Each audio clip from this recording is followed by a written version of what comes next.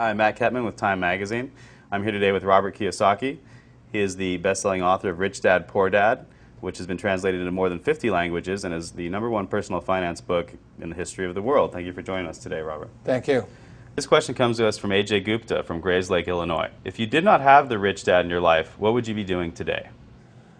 It's hard to say if I didn't have my rich dad because as a young kid, starting at probably about the age of 5, 6, 7, 8, 9, I really wanted to be rich.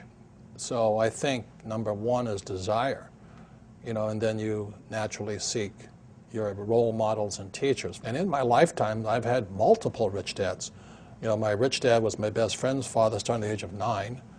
And then today, I still seek mentors and wise men and wise women because that's how you get wiser, is by hanging out with smart people. And this one comes to us from Lagos, Nigeria. What made you write Conspiracy of the Rich? It goes back to why don't we have financial education in our schools? I mean, good question, right? Right.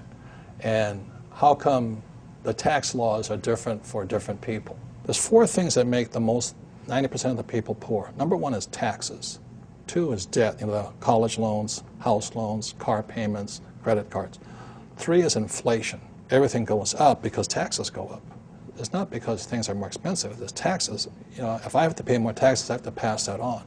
And the 4th thing that makes people poor is a retirement plan, that 401k or the IRA or their SIP. I don't need a retirement plan because all of my assets produce income. So like I have 1,400 apartments.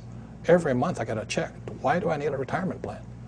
I have 8 oil wells. Every month I get a check. Are there some people who should play it safe and do the traditional route and just pick up a house, pay the mortgage? That's probably the most dangerous thing you can do today. What's happening in the Western world, in America, we're going to become a third world nation, rich and poor. That's it. The middle class is being wiped out. So the people in the middle, whoever's left in there, will be the ones paying the taxes, the debt, the inflation. The middle class is they're the pack mule. Is there any way a government can help this, or is it really based on the individual to come up? You have to decide which side of the fence you're on, rich or poor.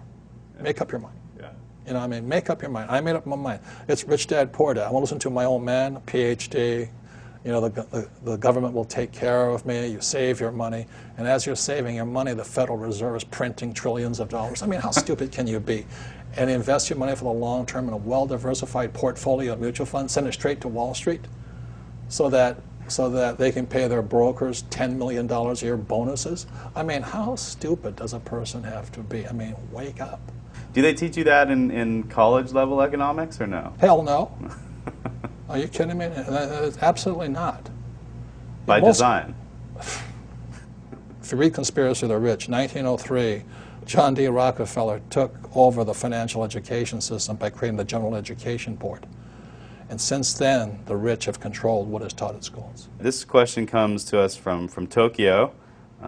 Jay Sienna asks, you always say that your poor dad forbade everyone to talk about money at the dinner table. Did you ever ask him why? And at your dinner table now, are people allowed to talk about money? That's all I talk about is about money. Tell me something money does not affect. Does money affect education? Absolutely. If you have money, you can go to the best schools. Look at George Bush. Right. This one comes from Laredo, Texas, from Steven San Ramon. When you and your wife were living out of your car, how did you remain so confident that you would be able to accumulate enough wealth to not only retire rich, but young as well? Well, confidence comes from discipline and training. I think one of the best things that happened for me I kept flunking out of school. And I realized it wasn't school that was a problem, it was a lack of discipline. And so that's one of the reasons that I went to military school. The military trains you that there's 4 strengths. There's mental strength, emotional strength, physical strength, and spiritual strength. So that's what kind of kept me going. Is there a time to bail out on a project, though? When... I don't that's not in my vocabulary. Yeah. Look, I have an unfair advantage, I went to war. And at war, I'm alive because other guys died for me. When you see stuff like that, how can I quit? Most guys are just wimps, pussies, cowards. They don't have it. So they should get a job. Muhammad Zafar asks, is it possible for a person with no money and few resources to still make a fortune? How? Get off your butt.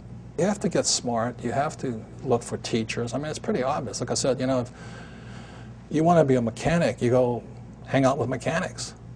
You know, you want to be a school teacher, hang out with school teachers. Right. Right?